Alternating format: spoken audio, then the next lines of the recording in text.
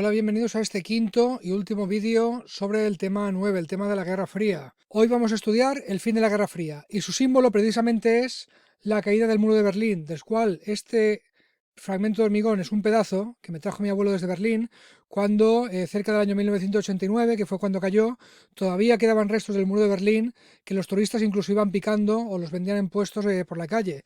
Aquí tenemos un pedazo de historia, un trozo del muro que no solo dividió a la ciudad de Berlín, sino también a Europa y al mundo en estas dos mitades, en estos dos bloques que hemos estudiado hasta ahora como la Guerra Fría. Vamos a ver cómo ocurrió su final, sus últimas fases y cómo al final acabó por hundirse la Unión Soviética y desapareció el bloque comunista, los regímenes de Europa del Este y con él pues toda la Guerra Fría tal y como lo hemos entendido durante los 50 años aproximados de historia que hemos estudiado. Vamos allá. Aquí tenéis una foto de lo que os he enseñado antes, del muro de Berlín cayendo, y aquí tenemos un pedazo que ojalá me pueda llevar a la clase para que lo podáis examinar vosotros mismos y sentir la sensación de tener un pedacito de historia de lo que estamos estudiando en vuestras manos. Este muro, además, lleno de grafitis, lleno de pintadas de protesta, pues contra la diferencia de libertades y de calidad de vida que estaban viviendo alemanes de un lado y otro del muro, pues como digo, se convirtió en un símbolo de la Guerra Fría primero y de su final después. Vamos a ver cómo empieza, porque dejamos la otra vez la Guerra Fría en el año 1973, aproximadamente cuando Estados Unidos definitivamente pierde la Guerra de Vietnam. Se inaugura entonces un periodo que en inglés se llama The Tent. This is a period without conflicts and easing of USA-USSR tensions. Que tenemos un periodo en el que las tensiones entre Estados Unidos y la Unión Soviética se van reduciendo. Aquí vemos al presidente entonces, Gerald Ford, el que sustituye a Nixon, y a Leonidas Brezhnev, que estaría muchísimo tiempo gobernando la Unión Soviética, firmando los acuerdos de Helsinki. Precisamente la firma de estos acuerdos de Helsinki, que eran de cooperación entre los dos bloques, y los tratados SALT, que ya vimos, de desarme, pues hacen que incluso algunos medios de comunicación proclamen el fin de la Guerra Fría. Tal es la distensión que se vive durante los años 70. Todo está muy bien hasta que llega el año 1979 y entonces ya se deja de hablar de que la Guerra Fría se ha acabado, ¿no? Esto en historia no lo estudiamos así, lo estudiamos como una fase más de ese ciclo de picos de tensión y de fases de distensión que ya hemos visto que se dan durante todo este periodo de Guerra Fría. Del 73 al 79, Tent, distensión. ¿Qué pasa en el 79? Hay tres grandes causas, tres eventos que hacen que suba la tensión entre los dos bloques. Primero, la Unión Soviética invade un país vecino, Afganistán, intentando expandir su área de influencia. Eso lo deja cerca del territorio de aliados de Estados Unidos, como la India y Pakistán, y hace pues que se aumenten las tensiones. Después, hay revoluciones comunistas en varios países que tenían dictaduras, la mayoría tenían dictaduras pro-occidentales, pro-Estados Unidos. Ya hemos hablado de la revolución sandinista en Nicaragua, aquí señalada en la foto, que expulsa a Somoza, a un dictador que era pro-Estados Unidos, y también nos sirven de ejemplo la independencia de Angola y Mozambique, dos países que eran colonias de Portugal. Portugal, igual que España en esta época todavía, bueno, en el año 75 cae la dictadura de Portugal, pero desde hace años anteriores está viviendo una guerra colonial porque hay grupos armados independentistas que quieren separarse de Portugal y además son de inspiración socialista marxista. Y por supuesto, cuando logran la independencia, pues Angola y Mozambique pasan al bloque de la URSS. Y después está lo que pasa en Irán. En Islam ocurre la llamada Revolución Islámica. El Shah de Persia, que era el gobernante que había hasta ahora, un rey absoluto, con un régimen pro-occidental, el imperio persa, es expulsado por la revolución islamista liderado por este señor que aparece aquí en la pancarta, el Ayatollah Khomeini. Instaura un régimen de inspiración religiosa, todavía dura hoy, la República Islámica de Irán, que se convierte en un rival de Estados Unidos, porque incluso cuando ocurre la revolución, van a la embajada de Estados Unidos representantes del apoyo internacional al Shah de Persia y toman como rehenes a diverso personal y militares de la embajada, lo cual causa una crisis tremenda en Estados Unidos. Consecuencias de estos tres hechos, de estas tres tensiones, pues que la carrera armamentística de la Guerra Fría se intensifica. Se había parado con la firma de los tratados SALT, se había parado con los acuerdos de Helsinki y ahora otra vez Unión Soviética y Estados Unidos se ponen a fabricar armamento a saco, como en los mejores tiempos de la Guerra Fría. Vamos a ver, igual que hemos visto en las otras partes de la unidad, quiénes eran los líderes de las dos superpotencias, de la Unión Soviética y de Estados Unidos en esta época. Empezamos por Brezhnev, que ya hemos hablado de él en la parte anterior, del año 64 al 82, o sea, en el periodo que cubrimos también, va a estar gobernando la Unión Soviética. Durante este periodo se produce un estancamiento en la Unión Soviética. Ni progresa la economía, al contrario va para atrás, ni progresa la ciencia, ni los avances científicos, ni hay acceso a la tecnología. Es un periodo de total estancamiento. ¿Por qué se explica este estancamiento? En parte por el coste enorme de mantener una enorme también maquinaria militar. El presupuesto militar se estaba comiendo al de otras áreas de la vida, de la economía. Como consecuencia de ello, todos los indicadores económicos de producción agrícola, de producción industrial, caen. Casi todos los recursos de la Unión Soviética, más cuando se recrudece la carrera armamentística a partir de 79, van a mantener el coste militar. Esto reduce la calidad de vida de las personas que viven en la Unión Soviética. También se convierte, otra cosa que explica el estancamiento, la Unión Soviética se convierte en una gerontocracia, en un gobierno de los mayores. De hecho, la gente accedía a los puestos de responsabilidad por años de servicio en el Partido Comunista, en los órganos de la URSS, en una lista de nombres que se llamaba nomenclatura, en la que entraban, pues, como digo, la gente que llevaba muchos años de servicio. Como consecuencia, cuando accedían a los puestos de responsabilidad, pues era gente muy mayor, que llevaba toda la vida intentando llegar allí y que lo que quería era quedarse en el puesto, que las cosas no se movieran. Por lo tanto, la innovación brillaba por su ausencia en este periodo de la Unión Soviética, ¿no? Es lo que explica por qué se estanca la Unión Soviética. Prueba de ello, prueba de que la Unión Soviética se había convertido en una gerontocracia estancada. Los dos señores que suceden a Brezhnev cuando este muere en el 82. Aquí los tenéis. Son Andropov y Chernenko, ¿vale? Que duran muy poquito, como veis. Andropov está gobernando del 82 al 84 y Chernenko un año y un mes, de febrero del 84 a marzo del 85. ¿Y por qué duraron tan poco? Porque como se había instaurado esta gerontocracia en la Unión Soviética, cuando estos señores llegan a ser presidentes de la URSS, están ya muy mayores, pero mayores de 80 y pico, 90 años, a punto de cascarla, y de hecho la cascan. Esto hace que los líderes de la Unión Soviética se replanteen el elegir a un líder más joven que dé algo de estabilidad, porque esto de tener en apenas 3 años 3 gobernantes, una superpotencia acostumbrada a la estabilidad que le habían dado los gobiernos de Stalin, el de Khrushchev más breve y el de Brezhnev, pues estaba transmitiendo al exterior un mensaje negativo y también al interior, ¿no? Necesitaban estabilidad, así que eligen, saltándose todas las normas del periodo de Brezhnev, de la nomenclatura y la gerontocracia, eligen a un tipo más joven, que ya tenía 50 años, pero desde luego no estaba a punto de morir, ¿no? Ni daba esa sensación, que se llama Mikhail Gorbachev. Él está gobernando del 85 hasta que desaparece la Unión Soviética en el 91. Gorbachev era del ala reformista del Partido Comunista. Él es miembro del Partido Comunista de la Unión Soviética y de hecho va a plantear una serie de reformas cuyo objetivo es precisamente intentar que la Unión Soviética no colapse.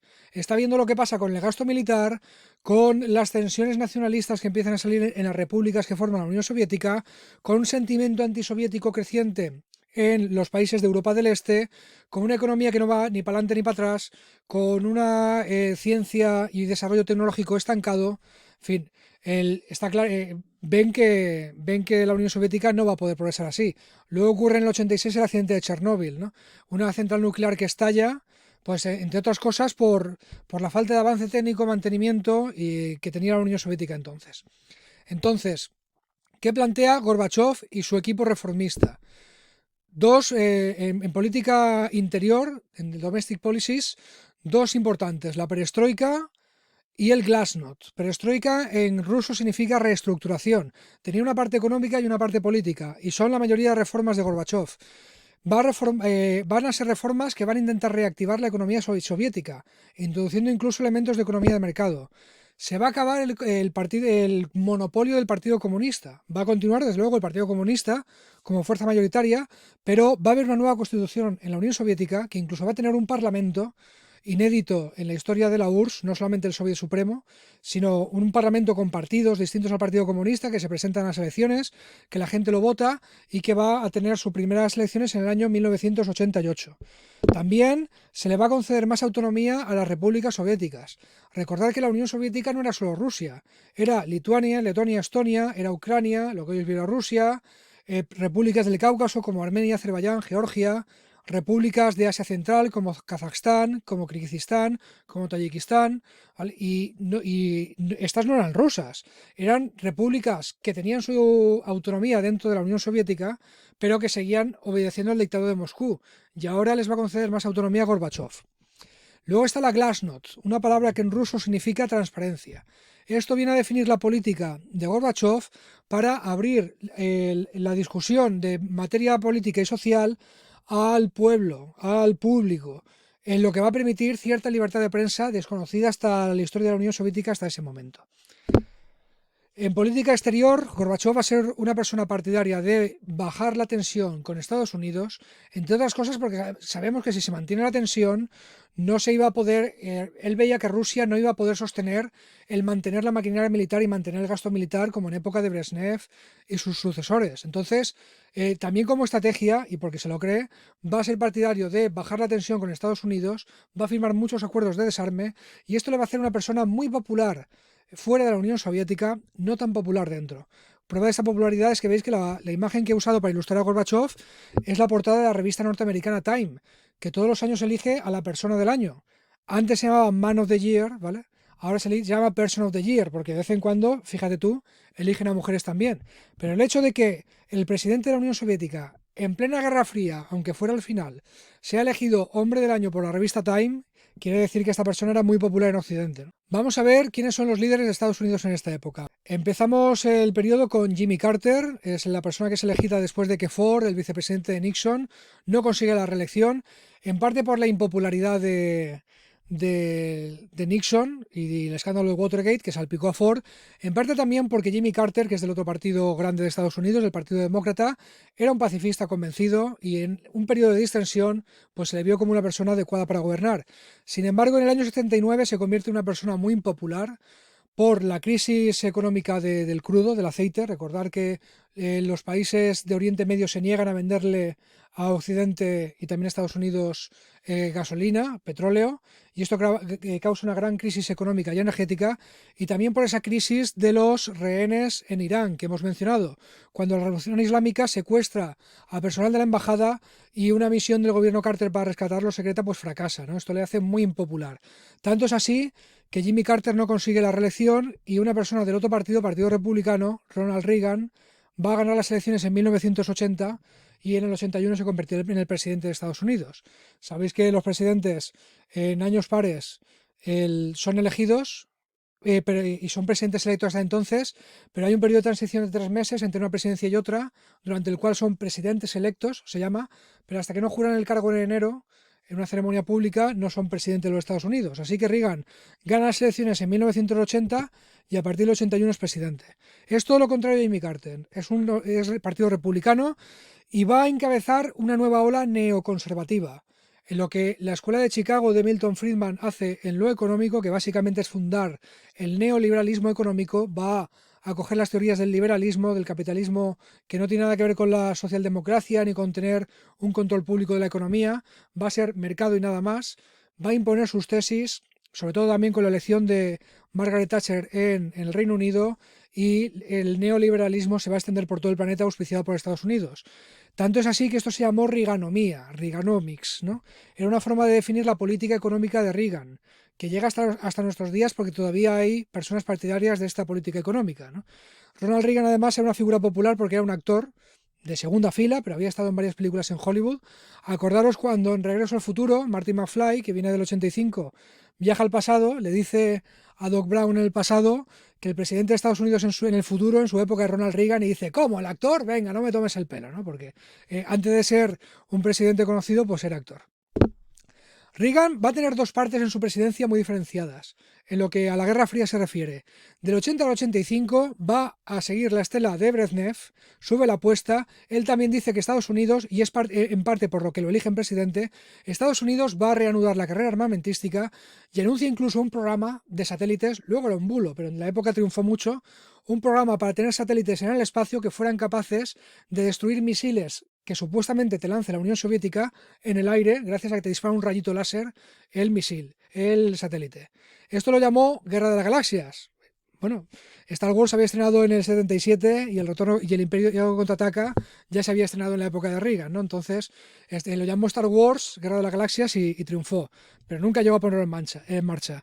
pero te da una idea de hasta dónde estaba subiendo la escalada militar. Llegaban hasta querer militarizar el espacio. Pero hay otra etapa de Reagan muy distinta a partir de que Gorbachev es elegido. Del 85 al 89 trabaja con Gorbachev hacia la distensión y va a firmar con él muchísimos acuerdos que van a acabar con la Guerra Fría, como veremos. Luego está Bush, el vicepresidente de Reagan, cuando Reagan ya en el 80. Luego está Bush, el vicepresidente de Reagan, que en el 88 es elegido. Recordad que desde que Franklin Delano Roosevelt muere ejerciendo el cargo de presidente, ya solo dejan que te presentes a dos cargos en Estados Unidos, a dos elecciones. Entonces, cuando Reagan cumple su ciclo de 8 años, le sustituye su vicepresidente, es elegido, solo va a lograr ser elegido una vez, enseguida viene Clinton y le gana. George Bush va a ser un continuador total de las políticas de Reagan, incluso firma con Gorbachev los últimos acuerdos, y como curiosidad, para que lo ubiquéis, es el presidente de George W. Bush, que fue presidente de Estados Unidos de 2000 a 2008. No los confundáis a George Bush padre con George W. Bush. Ok, vamos a hablar ya del final de la Guerra Fría, la última etapa de esta unidad, del 85 al 91. Empiezan por un periodo de distensión, en el que se firman muchos acuerdos para acabar con la carrera de armas. Era la voluntad de Gorbachev y Reagan acaba confiando en él y firma estos acuerdos. En el 85 se produce la cumbre de Ginebra para empezar a hablar de desarme. En el 87 se firman unos acuerdos para eliminar los misiles de corto y medio alcance, los misiles nucleares, en ambos países. Lo firman en el 87, el tratado INF, y empiezan a desarmarse. Y en el 91, ya con Bush de presidente, pues firma con Gorbachev los acuerdos START 1 para reducir los misiles de largo alcance. En esta foto pues se ve una imagen que era muy difícil de pensar que se iba a dar al principio de la presidencia de Reagan. Reagan llamaba, cuando fue elegido por primera vez, a la Unión Soviética el imperio del mal, dio un discurso parecido al que hizo Kennedy delante de la puerta de Brandenburgo, al lado del muro de Berlín, diciendo: Mr. Gorbachev, tire abajo este muro de una vez, ¿no? Y tenía una retórica muy encendida y muy conservadora contra la Unión Soviética, y esta imagen de Bush, Reagan y Gorbachev paseando tan tranquilos por Nueva York, pues era impensable al principio de la década de los 80. Luego, cuando Gorbachev fue elegido, ya nos acostumbramos a ella. Ahora vamos con la última parte de la unidad, ¿de acuerdo? Vamos a ver primero una curiosidad. El medallero de los Juegos Olímpicos de Seúl 88. Es un medallero bastante habitual en la época de la Guerra Fría. La Unión Soviética, por supuesto, encabeza el medallero con más medallas de oro que nadie, ¿de acuerdo? Ahí lo veis. Segundo es Alemania Oriental, porque Alemania Occidental, la otra estaba el número 5, ¿vale? Y Estados Unidos está por ahí. Normalmente quedaba mejor Estados Unidos en el medallero, pero claro, esto en los Juegos Olímpicos de 1988. Vamos a ver el medallero de Barcelona 92.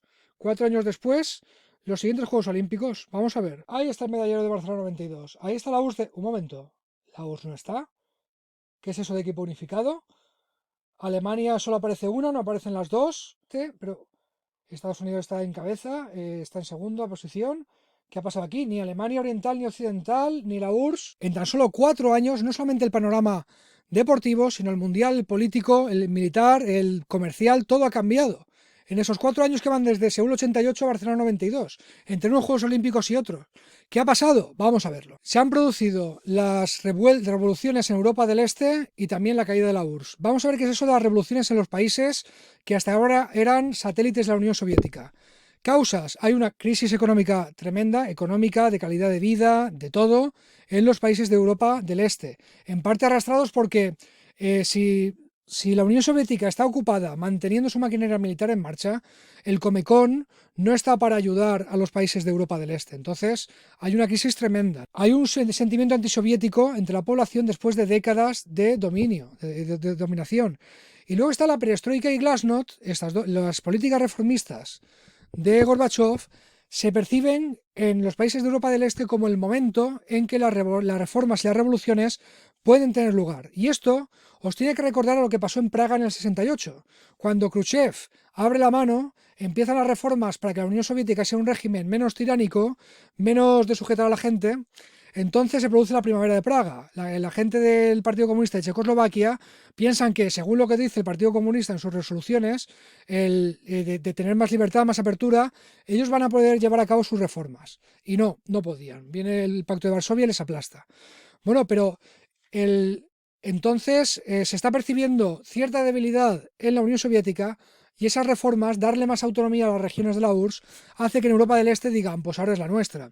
Ocurre primero en el 89 en Polonia, donde un sindicato liderado por este señor del bigote, Lech Walesa, un sindicato que se llama Solidaridad, inicia una revuelta pidiendo libertades, mejores condiciones de trabajo para los obreros, de condiciones de vida para los polacos, al régimen del Partido Comunista Polaco. Llegó a estar en la cárcel Lech Walesa, pero esa revolución triunfa y acaba con el régimen comunista en Polonia. En Alemania del Este, 3/4 de lo mismo. Cae el muro de Berlín y en noviembre y empieza la reunificación de Alemania, a lo cual le van a seguir revoluciones del mismo patrón, pidiendo reformas que van a acabar con el monopolio del Partido Comunista allí, en Hungría, en Checoslovaquia, en Bulgaria y en Rumanía, donde se ejecuta al dictador Ceausescu, al dictador comunista Ceausescu. Así que lo que hemos dicho, si el muro de Berlín era símbolo de la división en bloques de la Unión Soviética, su caída va a ser el símbolo de que se está acabando. No se acaba la Guerra Fría ni el bloque soviético cuando cae el muro de Berlín, pero va a durar solamente 2 años más, porque enseguida va a caer la Unión Soviética, como vamos a ver. Consecuencias de las revoluciones de Europa, pues sobre todo que va a cambiar esto que veis aquí, el mapa de Europa, el mapa político. ¿Vale? Para empezar, los regímenes comunistas de Europa del Este caen. Van a ser progresivamente sustituidos por democracias de corte liberal, más o menos autoritarias, y por economía de mercado, por economía capitalista. Progresivamente se desmonta la maquinaria de economía de mercado y se van a pasar a ser incluso algunos miembros de la OTAN, algo impensable hacía un tiempo. Cambios en el mapa político. Para empezar, Alemania, como veis, se reunifica. Ya no hay Alemania del Este y del Oeste, sino una sola. Yugoslavia se va a romper en varios estados porque la caída del régimen comunista, del gobierno implantado por Tito, que consiguió unificar a todos los eslavos del sur, eso es lo que significa Yugoslavia, eslavos del sur, pues hace que las tensiones nacionalistas entre serbos, croatas, bosnios, eslovenos, afloren. Así que se va a partir en varios estados, como veis, Serbia, Eslovenia, Croacia, Bosnia y Herzegovina y lo que se va a llamar entonces Antigua República Yugoslavia de Macedonia y ahora se llama Macedonia del Norte. Gracias a un acuerdo entre Grecia y Macedonia que ha tardado casi más de 20 años en llegar. Pero antes, fijaros que estaban aquí las siglas FYROM, Former Yugoslavian Republic of Macedonia, porque Macedonia del Sur era una región histórica de Grecia y Grecia se impuso en la ONU para que este país no se llamara Macedonia sola, sino se confundiría con su Macedonia histórica. El acuerdo últimamente es que se llama Macedonia del Norte, el país independiente con capital en Skopje y ya está. Serbia además luego se va a partir en más países. Kosovo va a ser un país independiente y Montenegro también será un país independiente. Además, hoy queda como región autónoma esto del norte, Voivodina, donde está Novi Sad, y es posible que se independice también. Pero bueno, lo importante de Yugoslavia es que va a haber conflictos armados. Esto de que separen Serbia de Croacia, de Bosnia, no va a pasar de la noche a la mañana. Los países van a proclamar su independencia. Serbia, que tiene un ejército potente, va a intentar que no se produzcan estas independencias y habrá conflictos armados, algunos muy serios, con limpiezas étnicas y todo, hasta el año 2001. En el 92, además, Checoslovaquia, que era un estado tapón que se había creado después de de la Primera Guerra Mundial, para evitar que Alemania se expandiera, pues se divide en 2 países, cada uno con su grupo étnico mayoritario, la República Checa de los checos y la República Eslovaca de los eslovacos. No confundir Eslovenia con Eslovaquia, aunque estén cerca. Aquí tenéis el mapa cómo quedó después de la Segunda Guerra Mundial: República Democrática Alemania, Alemania Occidental, Checoslovaquia era un país, la Unión Soviética pues era un bloque monolítico y ya está, y Yugoslavia pues integraba a todos estos países eslavos del sur, cosa la cual no ocurre a partir del año 92, Alemania unificada, Checoslovaquia dividida, y la Unión Soviética ahora veremos cómo se ha partido en un montón de estados, ¿vale? Y por supuesto todos los estados en los que se divide Yugoslavia. Vamos a ver cómo desaparece la superpotencia de la Guerra Fría en la Unión Soviética.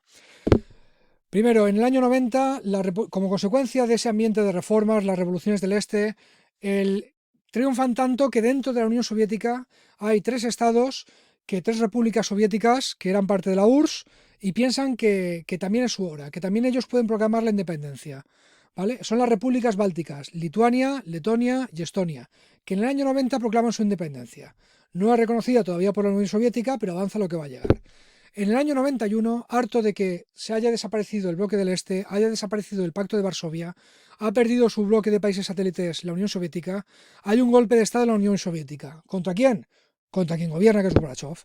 Por lo tanto, este golpe de Estado va a ser del sector conservador del Partido Comunista, los que quieren romper las reformas de Gorbachev, volver a un régimen pues, del estilo de la época de Brezhnev, más cerca del estalinismo que de Khrushchev, por así decirlo, y que se acabe con estas reformas que ven que están llevando a la desintegración de la URSS, que es esto de que se nos reboten los países del este, que antes, cuando metíamos miedo y teníamos un ejército potente, no se atrevían, gracias al ejemplo de Praga en el 68, a bostezar ni a estornudar sin que Moscú se les diera permiso. Esto nos lleva al colapso, va a desaparecer el comunismo, ¿no? Entonces, ¿por qué falla el golpe de Estado? Bueno, porque hay un levantamiento popular en las calles, se atreven a salir en un estado que había sido caracterizado por el miedo de la población durante casi toda su historia, sale a la calle la gente a decir no queremos que se paren las reformas, queremos que continúe la perestroika y queremos que continúe la glasnost, entre otras. El ejército se niega a reprimir a estas personas que protestan, a pesar de que la gente que había retenido a Gorbachev, que le había apartado del poder y que había ocupado las instituciones, estaba ordenando al ejército que reprimiera en la calle, en Moscú y en San Petersburgo, las protestas. El ejército se niega. Y además aparece este señor, de pelo blanco de aquí, el alcalde de Moscú, Boris Yeltsin. Si eres alcalde de Moscú en la Unión Soviética, es que eres del Partido Comunista y además del aparato y de tal. Entonces, Yeltsin en los últimos tiempos se había caracterizado por ser un reformista que pedía más reformas todavía de las que Gorbachev había dado. Y ya hemos dicho que en el 88 incluso había un parlamento pluripartidista en la Unión Soviética. Pero Yeltsin era de los que estaban apartados porque quería ir más allá, ¿no? Era enemigo reformista de Gorbachev, igual que ya hemos visto que tenía enemigos contrarreformistas, que son los que le dan el golpe de Estado. Boris Yeltsin se pone al frente de las protestas, se sube a un tanque enfrente del Parlamento con una bandera de lo que sería luego la Federación Rusa y arenga a las masas y le dice que continúen con la reforma, etcétera, etcétera. Bueno, consecuencias de todo esto, del golpe de Estado fallido, de la protesta en las calles, Yeltsin va a tomar el control de la URSS y de las primeras cosas que hace es disolver el Partido Comunista. Esta foto es icónica. Gorbachev, una vez liberado del encierro al que los golpistas le habían sometido, habla en el Parlamento, explica lo que va a pasar. La idea de Gorbachev nunca fue disolver la Unión Soviética, sino reformarla para que ésta pudiera continuar, ¿no? De una manera sostenible. Yeltsin incluso se levantó mientras él estaba hablando, o sea, violó la santidad del púlpito del escenario y le interrumpió y le señaló con el dedo imperativamente para decir firma este acuerdo de disolución del Partido Comunista, firma este acuerdo de disolución de la Unión Soviética, esto se ha acabado, ¿no? Y Gorbachev se negó. Bueno, pues como Yeltsin había tomado el control de facto, acabó firmando el Tratado de Belovéz con los países, con las repúblicas que formaban parte de la Unión Soviética, con Kirguistán, con Ucrania, con Bielorrusia, también con las Bálticas. La Unión Soviética entonces se disuelve, desaparece, es sustituida por una comunidad de estados independientes, CEI en español, CIS en inglés. Una especie de Commonwealth, igual que hizo el Imperio Británico cuando acabó su imperio. Esta CEI es la que os he enseñado que va a competir en los Juegos Olímpicos de Barcelona 92 en España. Si os fijáis por la fecha, en el 91, pues al año siguiente hay Juegos Olímpicos, ya estaba preparado todo para que la URSS, como siempre había hecho, participara. Pero como la URSS se disuelve y no estaba preparado Kirguistán o Kazajstán o Ucrania para competir por su cuenta, porque no estaba la estructura montada, pues Rusia ofrece que compitan como esa comunidad de estados independientes o equipo unificado, que es quien vemos que además ganan el medallero en Barcelona 92, ¿no? Luego ya cada uno participaría por su cuenta. Eso sí, las tres repúblicas bálticas, que se habían declarado independientes en el 90, no participan ni del equipo unificado ni de la CEI. Van a ser independientes desde el primer momento. De hecho, Lituania queda muy bien a los Juegos Olímpicos de Barcelona 92, el equipo de baloncesto. En Navidad del 91, 25 del 12 del 91, Gorbachev ya por fin dimite como presidente de la URSS, un país que, si os fijáis, ya no existía, de hecho. Pero se cierra el capítulo y, consecuencia de todo ello, la transición que los países exsoviéticos, los países que habían sido miembros de la Unión Soviética, hacen primero hacia la economía de mercado y luego diríamos hacia la democracia, porque elecciones en la mayoría de estos países hay, en la mayoría, pero no los podemos llamar democracias completas, son regímenes autoritarios con presidencias con muchísimo poder y unas elecciones muy discutidas por la comunidad internacional y por la oposición interna. La Federación Rusa, que es el país que va a sustituir a la República Socialista Federativa Soviética Rusa, que era la más grande de la URSS, va a intentar además mantener su influencia sobre estos territorios. Y la mayor consecuencia de esto, se acaba la Guerra Fría. La Guerra Fría era el periodo de tensión entre dos superpotencias muy igualadas en cuanto a capacidad de armamento, en cuanto a influencia, en cuanto a capacidad industrial, y cuando desaparece la Unión Soviética y además hace una transición hacia el sistema capitalista, que era el del enemigo durante toda la Guerra Fría, pues se acaba la Guerra Fría. Entramos en un nuevo periodo que estudiaremos a partir del año 91. Hay quien marca incluso aquí el fin del siglo XX. Hobsbawm, que era un historiador muy importante cuando yo estudiaba, decía que el siglo XX duraba de 1914, cuando empieza la Primera Guerra Mundial, hasta 1991, cuando desaparece la Unión Soviética y se acaba la Guerra Fría. Y empezamos ya, aunque sea el año 1992, ya en una etapa propia del siglo XXI que estudiaremos en otro tema. Este es el mapa para que veáis hasta dónde se extendía la CEI, ¿no? Por así decirlo. Esto era un mapa de la antigua Unión Soviética, que tenéis marcadas las fronteras que hoy son de países independientes. Kazajstán es un país independiente, la Federación Rusa es un país independiente, Bielorrusia, Ucrania. Tenéis marcado en violeta las tres bálticas porque nunca fueron parte. Y luego Georgia también, que se salió con tensiones con Rusia. Para acabar esta unidad os he recomendado material un poco serio, ¿vale? Incluso los juegos de tablero que os he recomendado dan una visión, digamos, seria, amena pero seria de la Guerra Fría. Acabamos con tres películas que son tres comedias maravillosas, las tres, sobre la Guerra Fría. Para que os las recomiendo las tres porque son buenísimas. Goodbye Lenin es una película sobre la transición de Alemania del Este al capitalismo con la unificación, con muchos toques de comedia dulcísima, yo la recomiendo 100%. La historia de un hijo que tiene una madre en coma y cuando despierta le dicen que como esa madre, que era muy pro Alemania democrática, ¿no? Muy pro Alemania del Este, se entere de que su país ya no es socialista, le puede dar un síncope. Y entonces mete a su madre casi en una burbuja, intentando recrear que no se ha acabado nunca Alemania del Este, por lo menos en el piso y en el barrio de esa señora. Es una comedia deliciosa. 1, 2, 3 es una película de Billy Wilder, que es uno de los maestros de la comedia de toda la historia del cine, en la cual un ejecutivo de la Coca-Cola intenta hacer un acuerdo con los países comunistas para vender su producto allí. Tiene coña porque Coca-Cola, una empresa americana, se convirtió en un símbolo del capitalismo y en la Guerra Fría pues también era un símbolo de lo que significaba la imposición cultural de Estados Unidos, ¿no? El teléfono rojo, volamos hacia Moscú, es como se llama en español, una película que se llama, atención, Doctor Strangelove or How I Stop Fearing the Bomb and Start Loving It, de uno de los maestros del cine, Stanley Kubrick. Mucha sátira, mucha sátira. Os pongo aquí también las plataformas digitales en donde se puede ver estas películas, porque no están en abierto. Bueno, algunas están en Filmin, si tenéis Filmin, pero las podéis conseguir por ahí o por otros medios. Vamos ya con vuestras preguntas de control para contestar en aules. Primera, how we can establish a relation between Prague Spring in 1968 and the Eastern European Revolutions in 1989. ¿Cómo podemos establecer una relación entre la primavera de Praga de 1968 y las revoluciones de Europa del Este del 89? La segunda, what were Reaganomics? ¿Qué era la Reaganomía?